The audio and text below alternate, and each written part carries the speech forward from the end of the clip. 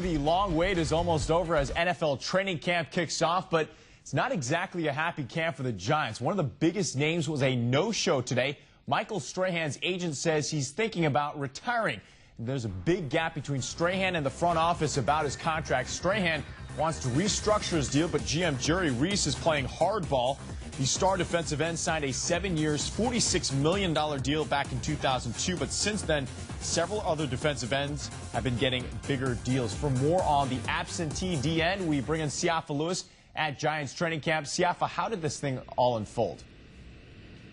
Kenny, we arrived here this morning on the lookout for Michael Strahan, but more than anything else, we were expecting just your run-of-the-mill first-aid training camp interviews where players talk about how excited they are to start the new season, and then this happens from basically out of nowhere, shocking most of us in attendance. Here's Giants GM Jerry Reese, on the Strahan situation earlier today.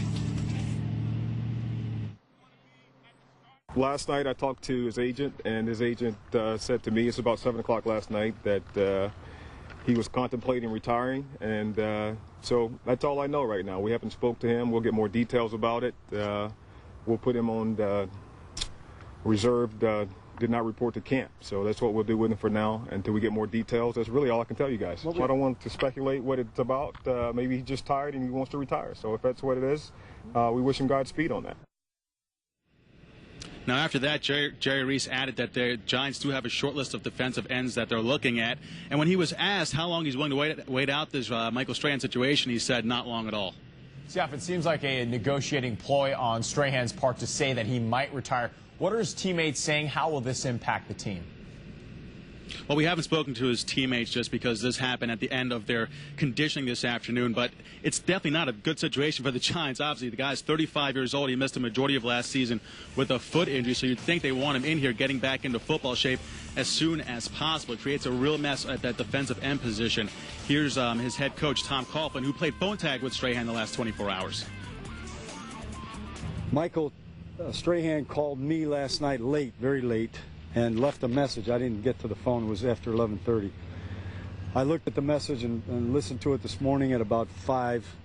And he asked me to call him. I did call him, but I haven't had a chance to talk to him. I called and left a message.